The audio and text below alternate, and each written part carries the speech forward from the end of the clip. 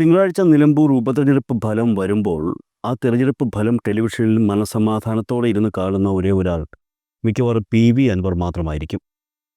മറ്റുള്ളവർക്ക് ചെറിയ രീതിയിൽ ആശങ്കകൾ കാണും, സ്വാഭാവികമാണ്. ഉപതെരഞ്ഞെടുപ്പിലെ വോട്ടിംഗ് കഴിഞ്ഞതിന് പിന്നാലെ പുറത്തുവരുന്ന വിവിധ മാധ്യമ റിപ്പോർട്ടുകൾ അനുസരിച്ച് നിലമ്പൂരിൽ വിജയസാധ്യത UDF സ്ഥാനാർത്ഥി ആര്യാടൻ ഷൗക്കത്തിനാണ് എന്നാണ് പറയുന്നത്. അതിനായി മാധ്യമങ്ങൾ നിരവധി തെളിവുകളും നിരത്തുന്നുണ്ട്. റിപ്പോർട്ടർ TV ഉപതെരഞ്ഞെടുപ്പിന് ശേഷം നടത്തിയ ചർച്ചകളിലൊക്കെ ഷൗക്കത്തിനാണ് വിജയിക്കാനുള്ള സാധ്യത എന്ന് അസന്നിഗ്ധമായി വ്യക്തമാക്കിയിട്ടുമുണ്ട്. അതേസമയം ഉപതെരഞ്ഞെടുപ്പ് കഴിഞ്ഞപ്പോഴും നമ്മുടെ PV അൻവറിന് താൻ വിജയിക്കുമെന്ന കാര്യത്തിൽ സംശയമൊന്നുമില്ലായിരുന്നു. ഏകദേശം 75,000-ഓളം വോട്ടുകൾ നേടുമെന്നാണ് PV അൻവർ ആ സമയത്ത് മാധ്യമങ്ങളോട് പറഞ്ഞത്. എന്നാൽ കഴിഞ്ഞ ദിവസത്തോടെ PV അൻവർ തന്റെ തീരുമാനത്തിൽ മാറ്റം വരുത്തി എന്നാണ് അറിയാൻ കഴിയുന്നത്. അതായത് നിലമ്പൂർ ഉപതെരഞ്ഞെടുപ്പിൽ പിണറായി തോൽക്കണമെന്നാണ് കഴിഞ്ഞ ദിവസം PV അൻവർ വ്യക്തമാക്കിയത്. 2 പിണറായിമാരാണ് മണ്ഡലത്തിലുള്ളത് എന്നാണ് കഴിഞ്ഞ ദിവസം PV അൻവർ പറഞ്ഞത്. അത് ഏതൊക്കെയാണെന്നും അൻവർ എടുത്തു പറയുന്നുണ്ട്. ഒന്ന് തെളിഞ്ഞ പിണറായിയും മറ്റൊന്ന് ഒളിഞ്ഞ പിണറായിയും എന്നാണ് ഇക്കാര്യത്തിൽ അൻവർ നൽകുന്ന വിശദീകരണം. സത്യത്തിൽ ഇത് ആദ്യം കേൾക്കുമ്പോൾ ഈ ഒളിഞ്ഞ പിണറായി ആരാണ്, തെളിഞ്ഞ പിണറായി ആരാണ് എന്നൊക്കെയുള്ള സംശയങ്ങൾ നമുക്കുണ്ടാകും. ഇനി ഒളിഞ്ഞ പിണറായി ഒരുപക്ഷെ സതീശനാണോ എന്ന സംശയവും സ്വാഭാവികമായിട്ടും നമ്മുടെ ഉള്ളിൽ വരും. ഇത്രയും നാളും VD സതീശനെ തെറി വിളിച്ചുകൊണ്ട് നടന്ന ആളാണല്ലോ ഈ അൻവർ. അതുകൊണ്ടാണ് ഇത്തരത്തിലുള്ള ഒരു സംശയം സാധാരണക്കാരിൽ രൂപമെടുക്കുന്നത്. എന്നാൽ ഈ ഒളിഞ്ഞ പിണറായി ആരാണ്, ഈ തെളിഞ്ഞ പിണറായി ആരാണ് എന്ന കാര്യത്തിൽ ഈ പുള്ളിക്കാരൻ വിശദീകരണം നൽകുന്നുമുണ്ട്. തനിക്ക് ജയിക്കാൻ കഴിഞ്ഞില്ലെങ്കിൽ തെളിഞ്ഞ പിണറായി തോൽക്കണമെന്നാണ് PV അൻവർ പറയുന്നത്. അതായത് തെളിഞ്ഞ പിണറായി എന്ന് പറയുന്നത് M സ്വരാജിനെയാണ്. അപ്പോൾ ഒളിഞ്ഞ പിണറായി യഥാർത്ഥ പിണറായി വിജയനായിരിക്കുമെന്നും കണക്കുകൂട്ടാം. തെളിഞ്ഞ പിണറായി തോൽക്കുകയാണെങ്കിൽ അപ്പോൾ സ്വാഭാവികമായും UDF സ്ഥാനാർത്ഥിയാണ് ജയിക്കേണ്ടതെന്നും അൻവർ പറഞ്ഞു. ജനങ്ങളുടെ പ്രാർത്ഥന ഫലിച്ചാൽ താൻ 25,000 വോട്ടിന് വിജയിക്കുമെന്നുള്ള കാര്യവും അൻവർ എടുത്തു പറയുന്നുണ്ട്. മത്സരിച്ചതിൽ താൻ ഹാപ്പിയാണ്. മത്സരിക്കാൻ ഉദ്ദേശിച്ചിട്ടുണ്ടായിരുന്നെങ്കിൽ ചിത്രം വേറെയാകുമായിരുന്നു. UDFന് പിന്തുണ കൊടുക്കാൻ ഉദ്ദേശിച്ചിരുന്ന തന്നെ പ്രതിപക്ഷ നേതാവ് പിടലയ്ക്ക് പിടിച്ച് പുറത്തേക്ക് തള്ളിയതാണ് എന്നും PV അൻവർ പറഞ്ഞിരുന്നു. മുഖ്യമന്ത്രിയും മന്ത്രിമാരും MPമാരും MLAമാരും ഉൾപ്പെടെ എത്തി നിലമ്പൂരിൽ ക്യാമ്പ് ചെയ്ത് പ്രവർത്തിച്ചു. ഇങ്ങനെ നിലമ്പൂരിലെ എല്ലാ വീടിൻ്റെ അടുക്കളയിലും കയറി കാലുപിടിക്കുന്ന ഗതികേടിലേക്ക് കേരളത്തിലെ മുഴുവൻ മന്ത്രിമാരെയും MLAമാരെയും എത്തിക്കാൻ തനിക്ക് കഴിഞ്ഞു. ജനത്തിൻ്റെ വില കാട്ടിക്കൊടുത്തു. ഇതിലും വലിയ ഒരു ജയം ഇനി എന്ത് വേണമെന്നും അൻവർ ചോദിച്ചു.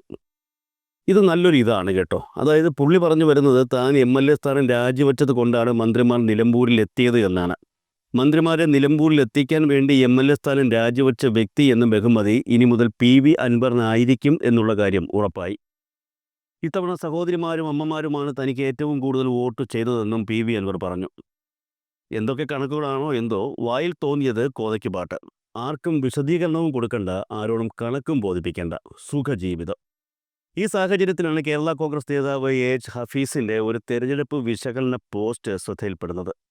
മാണി കോൺഗ്രസ് നേതാവായ ഹഫീസ് തിരുവനന്തപുരം ജില്ലയിലെ അറിയപ്പെടുന്ന ഒരു കേരള കോൺഗ്രസ് നേതാവാണ്.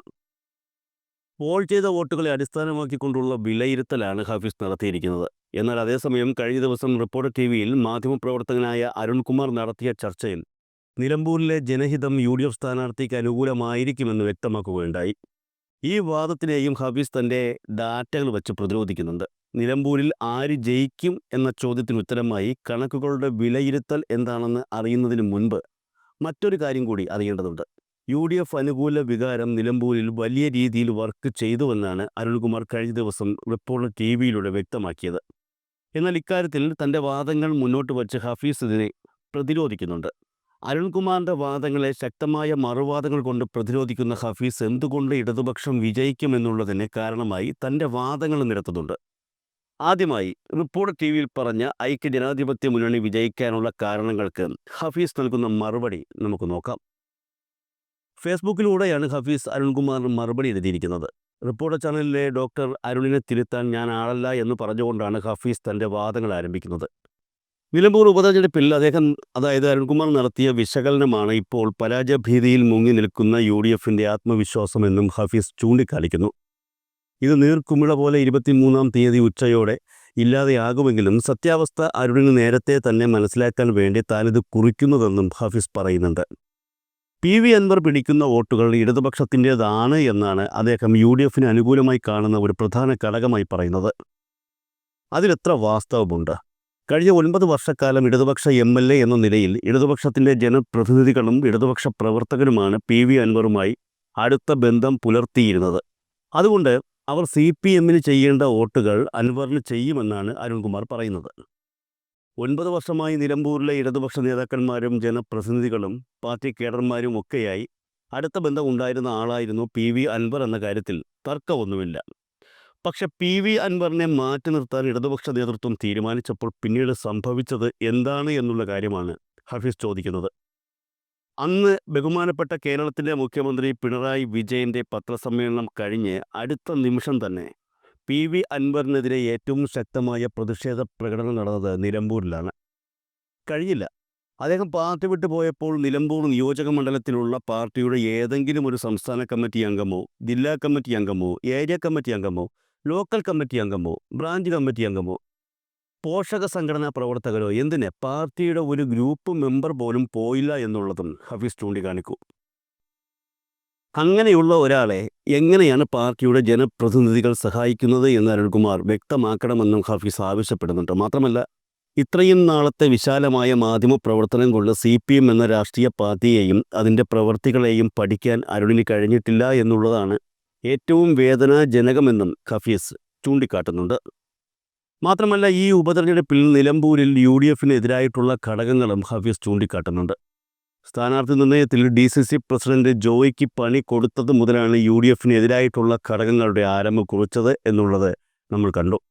VV പ്രകാശിൻ്റെ വീട് ഒന്ന് സന്ദർശിക്കാൻ പോലും തയ്യാറാകാതിരുന്ന UDF സ്ഥാനാർത്ഥിയുടെ അഹങ്കാരം അത് ഒത്തിരി UDF പ്രവർത്തകർക്കിടയിലും പ്രകാശിൻ്റെ ബന്ധുക്കൾക്കിടയിലും സ്നേഹിതർക്കിടയിലും ഉണ്ടാക്കിയ അവമതിപ്പ് അരുൺ ശ്രദ്ധിച്ചില്ല എന്നും ഹഫീസ് ചോദിക്കുന്നു. അരുൺകുമാർ കാട്ടുമൃഗങ്ങളുടെ വിഷയത്തിൽ ഇടതുപക്ഷ വിരുദ്ധ വോട്ടുകൾ ഉണ്ടാകുമെന്ന് പറഞ്ഞപ്പോൾ മറ്റൊരു കാര്യം അദ്ദേഹം ഓർത്തില്ല. ആ നിയമം കൊണ്ടുവന്നത് കോൺഗ്രസ് ആണെന്നും കേന്ദ്രം തിരുത്താതെ സംസ്ഥാനത്തിന് ഒന്നും ചെയ്യാനാവില്ല എന്ന് പറഞ്ഞതും ആ നാട്ടിലെ സാധാരണ മലയോര കർഷകരായിരുന്നു എന്നുള്ള കാര്യം അരുൺകുമാർ മറന്നുപോയി. മൃഗങ്ങളുടെ വേട്ട അനുവദിക്കണമെന്നുള്ള ബഹുമാനപ്പെട്ട മുഖ്യമന്ത്രിയുടെ പ്രസ്താവനയെ മലയോര ജനത ആവേശത്തോടെയാണ് കണ്ടത്. പന്നിക്കണിയിൽ 15കാരൻ പിളഞ്ഞു മരിച്ചപ്പോൾ വിശന്നിരിക്കുന്നവന് ബിരിയാണി കിട്ടുന്നത് പോലെയായിരുന്നു കോൺഗ്രസ്. അത് മുതലാക്കാൻ ഇറങ്ങി തിരിച്ചവർക്ക് മുന്നിലാണ് കോൺഗ്രസ് പ്രവർത്തകൻ അറസ്റ്റിലായത്. അതോടെ അക്കാര്യത്തിലും അവസാനമായി. മന്ത്രിമാരും ഇടതുപക്ഷ നേതാക്കന്മാരും MPയും MLAമാരും ഒക്കെ കക്ഷി രാഷ്ട്രീയത്തിന് അതീതമായി തിരഞ്ഞെടുപ്പ് കമ്മീഷന്റെ പരിശോധനയ്ക്ക് വിധേയമായപ്പോൾ അതിനെതിരെ വെല്ലുവിളിയുമായി വന്ന കോൺഗ്രസിൻ്റെ യുവ നേതാക്കളുടെ പ്രവൃത്തി ജനങ്ങൾക്ക് വെറുപ്പുളവാക്കി. PV അൻവറിനെ മാറ്റി നിർത്തിയ പ്രതിപക്ഷ നേതാവിൻ്റെ നിലപാടിനെ ജനം കൈയടിച്ചപ്പോൾ തലയിൽ മുണ്ടിട്ട് ഒരു MLA തന്നെ രാത്രി അൻവറിൻ്റെ വീടിൻ്റെ മതിൽ ചാടിക്കടന്ന് അവിടെ എത്തിയത് നിങ്ങളടക്കമുള്ള ചാനലുകാർക്ക് എക്സ്ക്ലൂസീവായത് മറന്നുപോയോ പ്രിയപ്പെട്ട അരുൺകുമാറെ എന്നും ഹഫീസ് ചോദിക്കുന്നുണ്ട്. പ്രതിപക്ഷ നേതാവിൻ്റെയും മന്ത്രിമാരുടെയും വാഹനങ്ങൾക്കില്ലാത്ത എന്ത് പ്രിവിലേജാണ് ഉദ്യോഗസ്ഥരെ വിരട്ടിയ കോൺഗ്രസ് നേതാക്കൾക്കുള്ളത് എന്നാണ് അനുബന്ധമായി ഹഫീസ് ചോദിക്കുന്നത്. ജമാഅത്തെ ഇസ്ലാമിയുമായി കൂട്ടുകൂടിയപ്പോൾ സുന്നി സംഘടനകൾ UDFൽ നിന്ന് അകന്നുപോയത് അരുൺ കണ്ടില്ലെങ്കിലും നമ്മൾ കണ്ടു എന്നും ഹഫീസ് പറയുന്നു. ക്രൈസ്തവ വോട്ടുകളിൽ ശക്തമായ ഏകീകരണം ഉണ്ടാകാൻ കാരണം DCC പ്രസിഡന്റ് അവസാന നിമിഷം ചതിച്ചത് മാത്രമല്ല, കേരള കോൺഗ്രസും പാർട്ടി മലയോര കുടിയേറ്റ മേഖലയിൽ ആഴത്തിൽ നടത്തിയ പ്രവർത്തനങ്ങൾ കൂടിയാണ്. അത് CPM പോലും അംഗീകരിക്കുന്നുണ്ട്. വൻ ബന്ധുബലമുള്ള UDF നേതാവായിരുന്ന മോഹൻ ജോർജ് BJPയിലേക്ക് പോയത് ആ മേഖലയിലെ UDF വോട്ടുകൾ BJPയിലേക്ക് മാറുന്നതിന് കാരണമായി. മുസ്ലിം വർഗീയത ഊതിക്കത്തിക്കാൻ ശ്രമിച്ചപ്പോൾ മറ്റു വിഭാഗങ്ങളിൽ വോട്ട് കൺസോൾട്ടേഷൻ ഉണ്ടായിട്ടുണ്ട്. സർക്കാരിൻ്റെ പെൻഷൻ വാങ്ങിക്കുന്നവരെ കൈക്കൂലി വാങ്ങുന്നവരായി ചിത്രീകരിച്ച നിലപാട് സാധാരണക്കാരുടെ ഇടയിൽ കോൺഗ്രസിനോടുള്ള പ്രതിഷേധമായി മാറി. ഇനിയും അരുണിന് കാണാൻ കഴിയാത്ത ഒരുപാട് കാര്യങ്ങളുണ്ട്. പക്ഷേ അത് എല്ലാം തുറന്നെഴുതാൻ പറ്റില്ല എന്നും ഹഫീസ് പറയുന്നു. കേരള കോൺഗ്രസ് പാർട്ടിക്ക് പോലും നിലമ്പൂരിൽ കൗൺസിലറുണ്ട്. എന്നാൽ ലീഗിന് കൗൺസിലർ ഇല്ലാതെ പോയത് ആര്യാടന്മാർ കാലു വാരിയത് കൊണ്ടാണെന്ന് വിശ്വസിക്കുന്നവരാണ് അവിടുത്തെ സാധാരണ ലീഗുകാർ. ഏതു തങ്ങൾ വന്നാലും അവരുടെ വോട്ട് ആര്യാടന് വീഴില്ല എന്നും ഹഫീസ് പറയുന്നു. അവസാന നിമിഷം CPM സെക്രട്ടറിയുടെ പ്രസ്താവന RSS അനുകൂലമാണെന്ന് വരുത്തി തീർക്കാൻ കോൺഗ്രസ് നടത്തിയ ശ്രമം 1980-ൽ RSSകാരനായിരുന്ന O രാജഗോപാലിനെ കൈപ്പത്തി ചിഹ്നത്തിൽ കോൺഗ്രസ് സ്ഥാനാർത്ഥിയായി മത്സരിപ്പിച്ച കാസർഗോഡ് തിരഞ്ഞെടുപ്പ് ചരിത്രത്തിലേക്ക് വരെ പുതുതലമുറയുടെ ഓർമ്മകളെ എത്തിക്കാൻ സാധിച്ചു. ബഹുമാനപ്പെട്ട മുഖ്യമന്ത്രി നേരിട്ടിറങ്ങിയതോടെ ശാഖയ്ക്ക് കാവൽ നിന്ന സുധാകരനും സവർക്കർക്ക് വിളക്ക് കൊളുത്തിയ സതീശനുമൊക്കെ തെരഞ്ഞെടുപ്പ് ദിവസം വരെ വോട്ടർമാരുടെ മനസ്സിൽ നിറഞ്ഞു നിന്നു. ഇതൊന്നും കാണാതെ ഇടതുപക്ഷം വികസനം പറഞ്ഞ് വോട്ട് ചോദിച്ചത് ഗുണമായി എന്ന് പറഞ്ഞാണ് ഹഫീസ് ഇക്കാര്യം അവസാനിപ്പിക്കുന്നത്. ഇനി നിലമ്പൂരിൽ വോട്ടെണ്ണലുമായി ബന്ധപ്പെട്ട് ആർക്കും മുൻതൂക്കമെന്നുള്ള ഹഫീസിന്റെ വിലയിരുത്തൽ കൂടി കേൾക്കാം. 2,30,000 വോട്ടുള്ള നിയോജക മണ്ഡലത്തിൽ പോൾ ചെയ്ത വോട്ടുകളുടെ എണ്ണം 1,70,242 ഇതിൽ 75,000 വോട്ടുകൾ LDF നേടാൻ സാധിക്കുമെന്നാണ് ഹഫീസ് പറയുന്നത്. ശേഷിക്കുന്നത് 95,000 വോട്ടുകളാണ്. അതിൽ ആര്യാടൻ ഷൗക്കത്ത് 64,000 വോട്ടുകൾ മാത്രമേ നേടൂ എന്നാണ് ഹഫീസിന്റെ വിലയിരുത്തൽ. ശേഷിക്കുന്ന 31,000 വോട്ടുകൾ PV അൻവറും BJPയും പങ്കുവയ്ക്കുമെന്നും ഹഫീസ് പ്രവചിക്കുന്നു. ഇനി PV അൻവർ 15,000-ൽ കൂടുതൽ വോട്ടുകൾ പിടിച്ചാൽ ഷൗക്കത്തിൻ്റെ 64,000 വോട്ടിൽ നിന്നുമായിരിക്കും അത് കുറയുകയെന്നും അദ്ദേഹം പറയുന്നു. നിലമ്പൂർ മുനിസിപ്പാലിറ്റി, അവരമ്പലം പഞ്ചായത്ത്, കരളായി പഞ്ചായത്ത് തുടങ്ങിയ മേഖലകളിൽ ഇടതുപക്ഷത്തിന് പോളിംഗ് കൂടിയാൽ വോട്ടും ഭൂരിപക്ഷവും കൂടും. വഴിക്കടവ്, മൂത്തേടം, പോത്തുകല്ല്, എടക്കര, ചുങ്കത്തറ മേഖലകളിൽ LDF വ്യക്തമായ ലീഡ് നേടും. ചുങ്കത്തറയിൽ സ്വതന്ത്രനും പിന്നിൽ UDF 3-ാം സ്ഥാനത്തായിരിക്കുമെന്നും ഹഫീസ് പ്രവചിക്കുന്നു. നിലമ്പൂർ മുനിസിപ്പാലിറ്റിയിൽ ഒറ്റ ലീഗ് കൗൺസിലർ പോലും ഇല്ലാതെ മാറിയത് ഷൗക്കത്ത് കാലുവാരിയത് കൊണ്ടാണ് എന്ന പരാതി തോറ്റുപോയ ലീഗുകാർക്കും അവരുടെ ബന്ധുക്കൾക്കും ഉണ്ടെന്നും അനുബന്ധമായി ഹഫീസ് കുറിക്കുന്നുണ്ട്. ഇതിലൂടെ ഒരു കാര്യം കൂടി പറഞ്ഞോട്ടെ. ഏതാനും മണിക്കൂറുകൾ മാത്രം കാത്തിരുന്നാൽ കൃത്യമായ കണക്കുകൾ നമുക്കറിയാൻ സാധിക്കുമെന്നുള്ളത് മറ്റൊരു കാര്യം.